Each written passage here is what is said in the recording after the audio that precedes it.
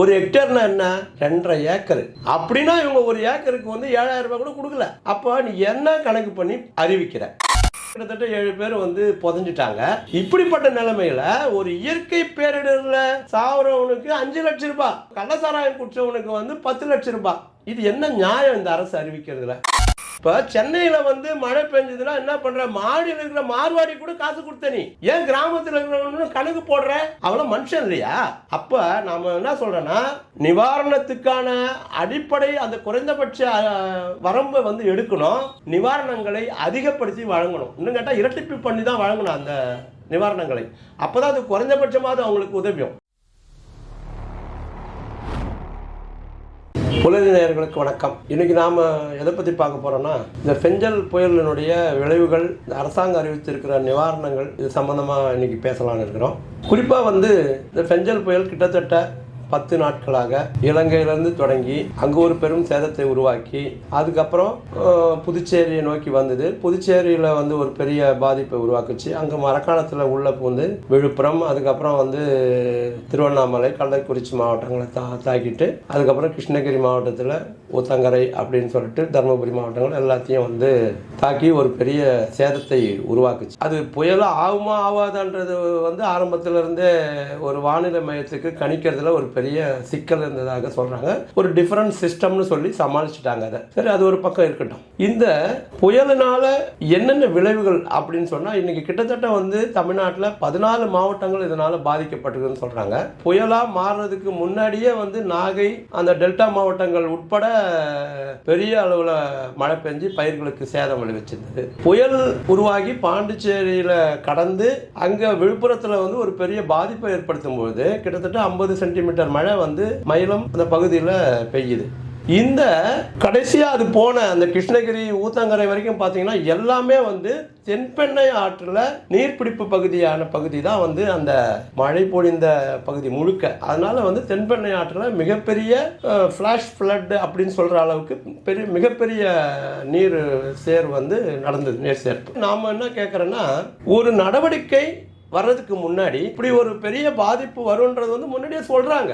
ஆனாலும் இந்த அரசுகள் எதுல கவனம் செலுத்துறாங்க? அதிகபட்சமா எங்க கவனம் செலுத்துறாங்கன்னா நகர்ப்புறங்கள் தான் கவனம் செலுத்துறாங்க. 2015 சென்னையில வந்து அந்த செம்பரம்பாக்கம் ஏரியில வந்து திடீர்னு திறந்து விட்டதனால் ஏற்பட்ட பாதிப்பு மிகப்பெரிய அடிப்படையில் அதுக்கு பிறகு அதன் மீது கவனத்தை குவித்துக் கொண்டார்களே தவிர பிற மாவட்டங்களை பற்றி கணக்கிலே எடுத்துக்கிறது இல்லை. அப்படிதான் இன்னைக்கு வந்து கிட்டத்தட்ட சாத்தனூர் அணை திறந்து விடப்பட்டு, வீடூர் அணை திறந்து விடப்பட்டு கிட்டத்தட்ட 1,68,800 கன அடி தண்ணீர் வந்து திடீர்னு திறந்து விட்டா பல 100 கிராமங்கள் பாதிக்கப்பட்டிருக்குது.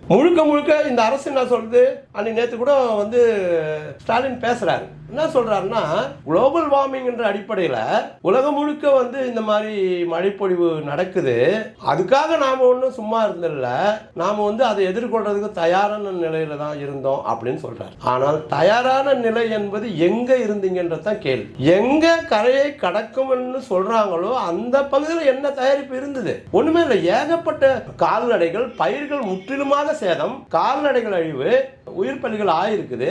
இதெல்லாம் வந்து இன்னைக்கு வரைக்கும் என்ன சொல்றாரு? நாங்க வந்து உடனடியா வந்து நிவாரணம் அறிவிச்சிட்டோம், உடனடியா இது பண்ணிட்டோம்னு அறிவிப்பு கொடுத்துன்னு இருக்கிறாங்க. ஆனா அங்க கிராமத்து மக்கள் வந்து திருச்சி நெடுஞ்சாலையை தினசரி சூழ்ந்து கொண்டு போராட்டங்கள் நடத்தினுக்கிறாங்க. அந்தந்த கிராமங்கள்ல உட்கார்ந்து போராடி இருக்கிறாங்க.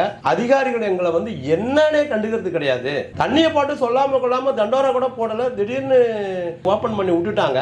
ஆனா எங்க கிராமங்களுக்கு என்ன ஆச்சு ஏதாச்சுன்னு ஒரு அதிகாரி கூட வந்து பார்க்கல அப்படின்னு அந்த கோபத்துல தான் பொன்முடி போயிட்டு கார்லயே உட்கார்ந்து மக்களை கிட்ட இது பண்ணும்போது அவங்களுக்கு கோவம் வந்து சேரடிக்கிறாங்க. இப்ப அதுக்கு வேற அரசியல் கட்சி சாயம் எல்லாம் பூசுறாங்க. ஆனா மக்களுக்கு கோவம் வந்து இதெல்லாம் நடக்கும். இப்பதான் கொஞ்ச நாளைக்கு முன்னாடி விக்கிரவாண்டியில ஜெயிச்சிங்க. ஆனா அந்த விக்கிரவாண்டி மக்களுக்கு நீங்க என்ன இப்போ சர்வீஸ் பண்றீங்க? ஒண்ணும் கிடையாது. ஒட்டுமொத்தமாக இந்த கடலூர், விழுப்புரம், திருவண்ணாமலை, கள்ளக்குறிச்சி, கிருஷ்ணகிரி, தருமபுரி, இப்படி எல்லா மாவட்டங்களிலும் கடுமையான சேதம் ஆயிருக்குது. இப்ப என்ன சொல்றாங்க, நிவாரணம் நாங்க அறிவிச்சுட்டோம்னு சொல்றேன். என்ன நிவாரணம் அறிவிச்சிருக்கிறீங்க? ஒரு ஹெக்டேருக்கு 33% மேல பாதிப்பு இருந்தா 17,000 ரூபாய் தரோம் அப்படின்னு சொல்லியிருக்கிறார். ஒரு ஹெக்டேர்னா என்ன, 2.5 ஏக்கர். அப்படின்னா இவங்க ஒரு ஏக்கருக்கு வந்து 7,000 ரூபாய் கூட கொடுக்கல. அப்ப நீ என்ன கணக்கு பண்ணி அறிவிக்கிற? ஒண்ணு. அப்புறம் என்ன சொல்றாங்க, நீண்டகால பலன் உள்ள மரங்களுக்கு வந்து கிட்டத்தட்ட 22,500 ரூபாய் தரேன் அப்படின்னு சொல்றேன். இது எல்லாத்துக்குமே என்ன நிபந்தனை வைக்கிறாங்க, 33% மேல பாதிப்பு இருக்கணும் அப்படின்னு சொல்றேன். மானாவாரி பயிருக்கு 8,500 ரூபான்னு சொல்றாங்க. இது எதுவுமே வந்து அவங்க செலவு பண்ணதுல ஒரு பகுதி கூட ஆகாது. என்ன பண்ற, கள்ளச்சாராயத்துல இறந்து போனவங்களுக்கு கள்ளக்குறிச்சியில 10 லட்சம் ரூபாய் நிவாரணம் அறிவிக்கிறாரு முதலமைச்சர். ஆனா புயல்ல பல பேர் வந்து மின்சாரம் தாக்கி இறந்து போயிருக்கிறாங்க, வெள்ளத்தில் அடிச்சுன்னு போய் இறந்து போயிருக்கிறாங்க. இன்னும் தெரியாம இன்னும் எத்தனை உயிர் சேதம் நடந்திருக்குதுன்னு தெரியாதது கூட நிலைமை இருக்குது. திருவண்ணாமலையில பாறை விழுந்து ஒரு குடும்பத்தில் இருந்த குழந்தைங்க உட்பட எல்லாம் இன்னொரு வீட்டு குழந்தைங்கள்லாம் சேர்ந்து கிட்டத்தட்ட 7 பேர் வந்து புதைஞ்சிட்டாங்க. இப்படிப்பட்ட நிலைமையில ஒரு இயற்கை பேரிடர்ல சாவுறவனுக்கு 5 லட்சம் ரூபாய், ஆனா கள்ளச்சாராயம் குற்றவனுக்கு வந்து 10 லட்சம் ரூபாய். இது என்ன நியாயம் இந்த அரசு அறிவிக்கிறதுல? இப்படி ஒரு பெரிய முரண். ரெண்டாவது வந்து இந்த நிவாரணங்களை அதிகப்படுத்தி கொடுக்கணும்ன்றது ஒண்ணு. ரெண்டாவது, இந்த 33% அப்படின்னு அறிவிக்கிறது மிகப்பெரிய மோசடி. ஏன்னு கேட்டா இந்த கணக்கீடுகளை எந்த அதிகாரியும் ஒழுங்கா பண்ண மாட்டாங்க. இப்ப எப்படி இவ்வளவு வெள்ளங்கள் வந்த பின்னாடியும் எந்த அதிகாரியும் கிராமங்களை எட்டி பார்க்கலையோ, அப்படித்தான் இந்த 33% வந்து இந்த அதிகாரிகள் சரியா கணக்கிடவே மாட்டாங்க. யார் இன்ஃப்ளூயன்ஸ் உள்ளவங்க, யார் செல்வாக்கு உள்ளவங்க, யார் அந்த அதிகாரிக்கு நெருக்கமானவங்க, அவங்களுக்கு வந்து சர்வே தொடர்ச்சியா என்ன இது பண்றாங்களோ அவங்களுக்கு செஞ்சு கொடுப்பாங்க. சாதாரண அப்பாவி மக்கள், ஒரு சிறு விவசாயிகள், 1 ஏக்கர் 1.5 ஏக்கர் வச்சுருக்கிற சிறு விவசாயிகளை மிரட்டிட்டு போயிடுவாங்க. அதனால நாங்க என்ன சொல்றோம்னா, உடனடியாக அந்த குறைந்தபட்ச வரம்பு என்பதை எடுத்துடணும். இப்ப சென்னையில வந்து மழை பெஞ்சதுன்னா என்ன பண்ற, மாடியில் இருக்கிற மார்வாடி கூட காசு கொடுத்த, நீ ஏன் கிராமத்தில் இருக்கிறவங்க கணக்கு போடுற? அவள மனுஷன் இல்லையா? அப்ப நாம என்ன சொல்றோம்னா, நிவாரணத்துக்கான அடிப்படை அந்த குறைந்தபட்ச வரம்பை வந்து எடுக்கணும், நிவாரணங்களை அதிகப்படுத்தி வழங்கணும். இன்னும் கேட்டா இரட்டிப்பு பண்ணி தான் வழங்கணும் அந்த நிவாரணங்களை. அப்பதான் அது குறைந்தபட்சமாவது அவங்களுக்கு உதவியும். பயிர் பாதுகாப்பு திட்டங்கள்ல வந்து பல மோசடிகள் நடக்குது. அரசாங்கமும் இப்படி வந்து எந்த இதுவும் இல்லாம ஏதோ ஒரு நானும் அறிவிச்சேன் உடனே பண்ணிட்டேன் அப்படின்னு சொல்றது வந்து மிகப்பெரிய மோசடி. இன்னைக்கு கூட அமைச்சர் என்ன சொல்றாரு, கிட்டத்தட்ட 42,000 பேர் நாங்க வந்து முகாம்ல தங்க வச்சுக்கிறோம்னு சொல்றாங்க. இவங்க இட்டுன்னு வந்து தங்க வச்சது 42,000 பேரு. இன்னும் எத்தனை கிராமங்கள் முடங்கி கிடக்குது. ஏன்னு கேட்டா இவங்கெல்லாம் என்ன பண்றாங்க, இந்த எந்த ஆட்சியாளராக இருந்தாலும் நகரங்கள்ல பாலத்துக்கு மேல பாலம் கட்டுறாங்க, சுரங்கத்துக்கு மேல சுரங்கம் தோன்றாங்க, மெட்ரோ விடுவாங்க, என்னென்னவா பண்ணுவாங்க. ஆனா கிராமங்களுக்கு ஒரு வீட்டுக்கு போறதுக்கு ஒரு ரோடு போட மாட்டான், ஊருக்கு போறதுக்கு ஒரு சுடுகாட்டுக்கு வந்து ஒரு ரோடு போட மாட்டான். எந்த விதமான அவன் தண்ணியில இறங்கிதான், இவ்வளவு கழுத்தளவு தண்ணியில இறங்கிதான் சாவு கூட தூக்கிட்டு போறான். இப்படிப்பட்ட நிலைமையில இந்த அரசாங்கங்கள் கிராமங்களை முற்றிலுமாக புறக்கணித்திருக்கிறது. அதுதான் இன்னைக்கு வந்து மக்கள் வந்து வேற வழி இல்லாம கோபம் தாங்காம இன்னைக்கு வந்து ரோட்ல உட்காந்து போராடி நிற்கிறாங்க. அவங்களுக்கு வேற கட்சிக்காரங்க சாயமெல்லாம் பூசுறதுலாம் எடுபடாது. இது நீங்க வந்து இந்த அரசாங்கம் வந்து உண்மையா மக்களுடைய குறைகளை வந்து கேட்டு உடனடியா அதை சரி செய்யணும். ரெண்டாவது வந்து இந்த அணைகளை பராமரிக்கிறது என்ன பண்றீங்க? பத்திரிகையில இன்னைக்கு என்ன சொல்றான், 1ஆம் தேதிக்கு மேலதான் வந்து விழுப்புரம் பகுதிகளில் அதிகமான மழை பெய்யுது. 30ஆம் தேதி வரைக்கும் அங்க வந்த தண்ணி டிஸ்சார்ஜ் பண்ணதுல இருந்து கிட்டத்தட்ட அணைகள் முழு கொள்ளளவு இருந்ததா சொல்றாங்க. முழு கொள்ளளவு இருந்த அணையில நீ இப்படி ஒரு பெருமழை கடக்க போறதே வந்து விழுப்புரம் மாவட்டத்தில் தான், மரக்காணத்துல தான் கடக்குதுன்னு சொல்லும் பொழுது ஏற்கனவே அதோடைய போக்கே வந்து நின்று மெதுவாக நகர்ந்து மழை பெய்யற நிலைமையில இருக்கும் பொழுது அந்த டிஸ்சார்ஜ் பண்றதை முன்னாடியே பண்ணி, அன்னைக்கு ஜெயலலிதாவுக்கு சொன்னீங்களா திடீர்னு ராத்திரில திறந்து விட்டாங்கன்னு, நீங்க மட்டும் என்ன பண்ணிருக்கீங்க? துரைமுருகன் என்ன சொல்றாரு, நாங்க அதெல்லாம் வந்து முன்னாடியே அறிவிச்சிட்டோன்னு ஜனங்க சொல்றாங்க. நீ சொல்லி என்ன பண்றது? ஜனங்க சொல்றாங்க அப்படி எந்த அறிவிப்பும் எங்களுக்கு வரலன்றாங்க. இதுதான் உண்மை. இது வந்து அரசினுடைய மெத்தன போக்கு. ஏன்னா தொடர்ச்சியாக கிராமங்களை புறக்கணிக்கிறது. இன்னைக்கு மக்கள் முற்றிலுமாக வாழ்வாதாரத்தை இழந்திருக்கிறாங்க. அவங்களோட உடைமைகள், வீடுகள் இழந்தது இதெல்லாம் போச்சுன்னா அவங்களுடைய எதிர்காலத்துக்கான சேகரிப்பு சொல்றாங்கல்ல, இவங்க கொடுத்து வச்சுக்கிறாங்களா ஆதார் கார்டு, பேன் கார்டு, அந்த கார்டு, நீ எங்கே போனாலும் அதை கொடுத்தாதான்டா நீ வந்து குடிமகனவே கருதுவன்னு சொல்கிறல்ல, அதெல்லாம் எங்கே போயிட்டு இருக்கோம் இப்போ அதெல்லாம் என்ன பண்ணுவாங்க? அப்போ இந்த மாதிரி பிரச்சனைகளுக்கு தான் முன்னெச்சரிக்கையாக அந்த மக்களுக்கு ஒரு எச்சரிக்கை கொடுக்கணும்னு சொல்கிறது. இதை இந்த அரசாங்கத்தை நாம் வன்மையாக கண்டிக்க வேண்டியிருக்குது. இன்னொரு அரசாங்கத்தை குறை சொல்கிறதில்ல, நீ அதை சொல்லிட்டு தான் நீ ஆட்சிக்கு வந்திருக்கிற, நீ சரியாக செஞ்சிருக்க வேண்டும்.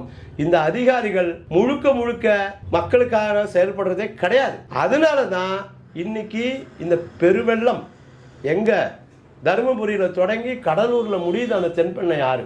அந்த கரையோரம் முழுக்க இன்னைக்கு என்னாச்சு, தண்டராம்பட்டில் திறந்து வந்து 3 மாசம் ஆகல. செப்டம்பர் மாசம் தான் ஏவா வந்து திறக்கிறாரு ஒரு பாலத்தை.